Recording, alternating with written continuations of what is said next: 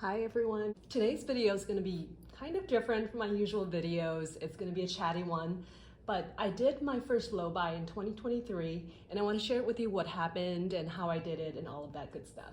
So I thought it would make sense to start with a little bit of a general background. What are low buys? I know some people do no buys. I think personally for me, that's a little bit too extreme, so I'm gonna stick with my low buy. But there are so many different ways, variations that you can do. This definition on the tiny life aligns pretty well with what I was trying to achieve and how I think about it. And according to them, a low buy year, month, or week is all about understanding, transforming, and reducing spending habits. That's pretty much it. It's just, for me, it's just a challenge to see what changes and improvements I can make to my spending habits and purchases, because I have noticed that I have accumulated so much stuff over the years and a lot of it I'm not even using. And so that's really where I was coming from. Before we jump into exactly how I did it, like step by step, how I did it, I wanted to share some results. Looking back at what I've done the past year in this challenge, since I'm not making any more purchases this year. So I'm comparing my results from 2022, which was I just went back and tracked my purchases. I wasn't doing a low buy that year. And then 2023 is this year when I'm doing a low buy challenge. So as you can see, I bought a total of 43 items in 2022 within the categories that I'm including in this challenge. And this year I bought 23. So I cut it down to almost half. And I've identified that clothing is one of my weakest categories. And so I was tracking clothing definitely, and I cut that down to half as well. So from 14 pieces to only 7 pieces this year. And here you can see these are all the clothing items that I bought this year. Well, I should qualify that I bought and kept this year. I did make other purchases that I ended up returning, but these are the items that I actually added to my wardrobe. And then next, only 3 out of the 23 purchases were impulse purchases. In other words, 20 out of the 23 were either items that I had planned to purchase, or it's been on my wish list, I've thought about it, versus just, oh, it's on sale or something new that I've seen and I'm just buying it without really putting much thought into it. Versus about half of my purchases were impulse purchases from 2022.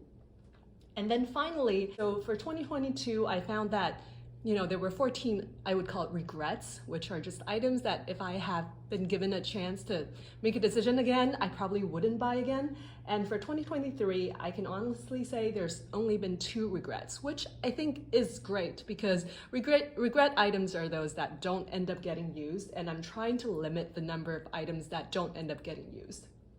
So overall, I would say I'm pretty happy with the results. I wasn't perfect. I still made regrettable purchases. I still did some impulse shopping, but I definitely, just by paying attention to what I'm spending money on, what's in my wardrobe, and all of that, I have been able to cut down substantially on my consumption, my purchases, and just most importantly for me, I think, spend more time in my closet enjoying what I already have and being creative with what I already have.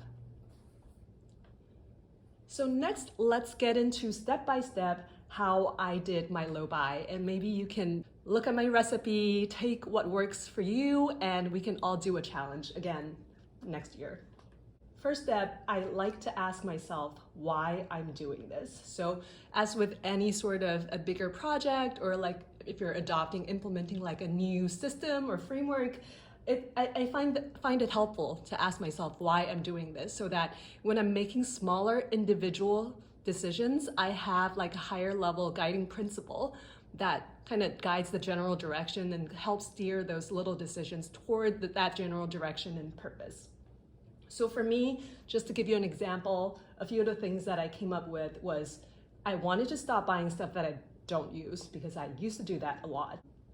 I want to figure out what I like, my colors, my style, figure out what usually ends up not being used. I want to own and use, hopefully, only what I love and enjoy using. I want to build new shopping habits, includes reducing impulse shopping. The most important part of this challenge for me was to better understand my spending habits and be more intentional and enjoy my wardrobe. And I wrote these down as well so I can refer back to them throughout the year as I'm doing the challenge to kind of remind myself why I'm doing this, kind of just make decisions based on those higher level thinking. And the second step, I would say, is to figure out the scope of your project. So first, the duration of the project. I did it for a whole year, but I would say if you're starting out, you've never done anything like this, if a year sounds intimidating because you're like, oh, what if something changes? What if this happens? Or, it sounds like a big commitment. I would say even just start with a month, start with a season. You might surprise yourself. Just start with something that works for you, that's tailored to you. And then the second for defining scope is just decide on your categories. What categories of items do you want to be included in this challenge? So for me, I included clothing, handbags, shoes, accessories, and mostly or purely decorative home items. These categories I included in the challenge because by analyzing my previous year's purchases and how I was using them, I figured out that these were the categories that I was really weak on, as in I did not make great decisions when I make those purchases. I tend to act on impulse. I don't do a lot of planning. So those are the categories that I really wanted to focus on. And I took out, for example, skincare and hair care, as well as underwear and socks, because for these items, I just found that I usually am not tempted to buy things that I don't need. And then also I'm excluding anything that I buy for my daughter, and as well as any household essentials. So for home items, I'm only including things that are really decorative and not really essentials or super functional things. So that's the second step, is just figuring out the scope of your project or challenge. And then the next step, step 3, I gave myself a list of sort of action items or homework, however you like to look at it, to do. I think it was right before the challenge or at the beginning of the challenge. And because this challenge for me was not just about buying fewer things or saving money, but it's about starting to make more meaningful purchases, find things that are actually value adding to my life. So in order to do that, I have to better understand my previous spending habits and purchases and to do some homework to understand what was happening and think about how I can improve that. So one of the things that I put on my list was I wanted to figure out my color palette, and that's 2 parts. One is I want to see the colors that's actually hanging in my closet, and also the colors that I'm actually wearing that are hanging in my closet. Those are 2 very different things. And then on the second part, it's just the skin tone. So if you look online, you'll see a lot of materials talking about skin tone analysis, figuring out if you're a cold versus warm tone person. I think coming out of that research, my conclusion is actually that the first part of the analysis is more important, which is what colors are you actually wearing and what's in your closet. Because the experts can say that I better suit gold jewelry versus silver jewelry, but at the end of the day, if all I wear is gold jewelry, I don't really care if other people think that silver looks better on me. The second action item that I had was I reviewed purchases. So I went back to 2022, wrote down all of my purchases, and I reviewed them to see how they turned out, to see whether they were impulse purchases, whether they were regrets, how much they cost, what categories they were, just kind of know where I'm starting from.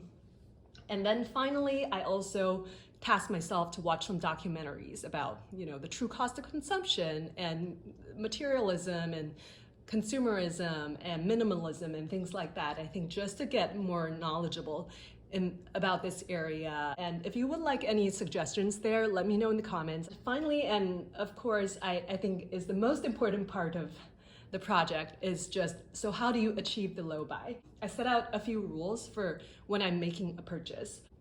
And the first one is a list of banned items. And what I mean by that is just things that I'm not allowed to buy, categories or things or items that I am not allowed to buy. And that can be something that's a short-term ban or something that's on a long-term ban. And how I think about that is something that's on a long-term ban are things that I just know at this point in my life, I understand myself enough to know that, I've tried certain items, certain colors, certain styles enough times that I know I'm not going to wear that kind of item, that I put them on my long-term ban, meaning I've determined that these are not the items for me, at least for now, and so I'm not going to even try to look for or buy them. And then things that are on my short-term ban list, I would say, are things that I do enjoy using, but based on an inventory of my closet, there are enough number of those things already, and I really don't need any new ones. I should just, enjoy and use what I already own. So those are things on the short-term ban list. And so my first rule is I would come up with the ban list, and then before I make any purchase decision, I would go on my ban list to make sure it's not on my ban list. If it's on my ban list, I am not allowed to buy it, at least for the duration of this challenge. And then the second rule is that I have a list of questions that I had to ask myself before every single purchase. This, I think, just helps me think through purchases and be more mindful instead of just, I used to make purchases just thinking, oh yeah, that's really cute, and that's pretty much my only criteria. Plus, of course, can I afford this? But I really don't give it too much thought, and so this second rule about asking questions is really just getting myself to slow down and be more thoughtful about my purchases. So the first question on the point of slowing down is I would ask myself, have I waited 24 hours? You can make it 12 hours, you can make it 30 hours, you can make it a week. It's really just a way to stop impulse shopping. And sometimes after 24 hours, I just forgot about the item, which says a lot. And then second, I would ask myself, am I buying this just because it is on sale? And that's a big one for me. I used to act on impulse, as I said, and a lot of that impulse just comes from promotions and sales and FOMO maybe. And so I definitely wanted to cut that down.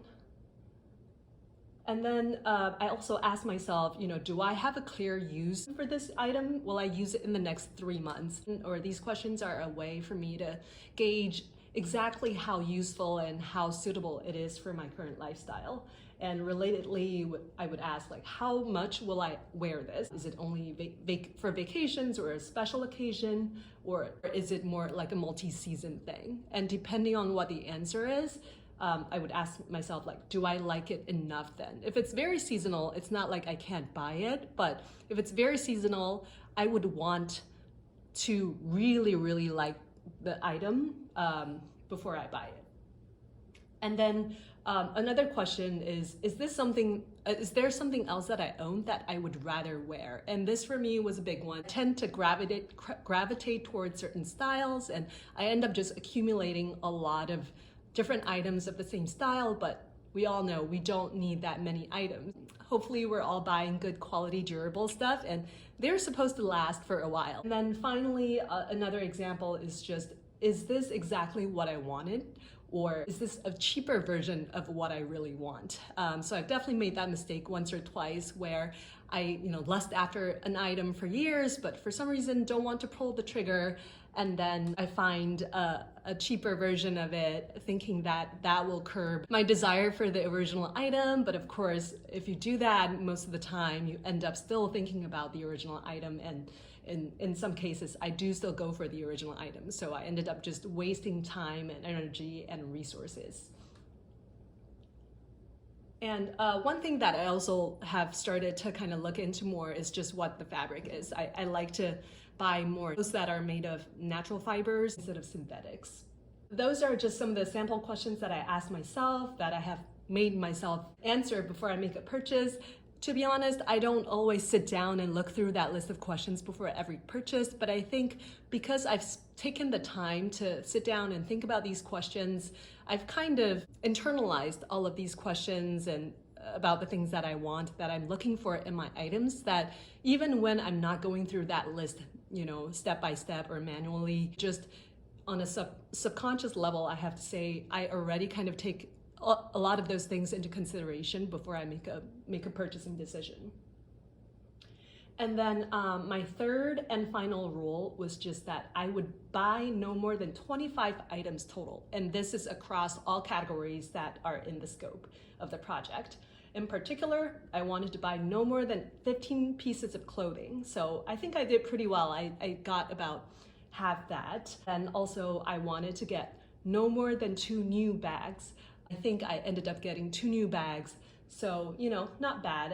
I didn't break a rule there. And I just want to say that, you know, all of these rules, feel free to make exceptions. So I did make some exceptions. So for example, for my bags rule, I said no more than 2 new bags, but I made an exception, a 1 in 1 out exception, basically. So if I sell like a bag that I own, I can get another bag to replace that. So that was an exception that I made. And for clothing, I also made a similar rule for replacements. So if it's something that I wear and for some reason, you know, maybe it got ripped, maybe it got stained to the point where I can't wear it anymore, I can replace it. That would not necessarily count toward a new item. So those are my rules. They work pretty well. I think the results I'm pretty happy with, and I'm definitely looking forward to just kind of incorporate this into a lifestyle. I think I'm going to keep doing it. I'm still going to do it on a yearly basis just because that makes sense. I'm definitely looking to just kind of integrate this kind of system into my purchasing decisions going forward. I really have enjoyed learning about my wardrobe, my spending habits, and being more intentional about this stuff. And kind of just to wrap it all up, I have been also tracking my purchases in real time, which I have found to be very, very helpful to help me be more mindful, and not just at the end of the year. So obviously you can tally up your things every month or every year at the end of the year just to see how you do. But I do find that tracking my purchases almost in real time, I would say I log my purchases. I have been logging my purchases this year almost on the day of, or latest day or a couple days after. And it helps me be more mindful with the process, with where I am in the process, and to show that it's an ongoing thing, to evaluate my progress and my purchases, and I can recalibrate and see if, you know, I'm going too fast on the clothing category. I've been buying too many clothing items this month and things like that. It's just good to keep track.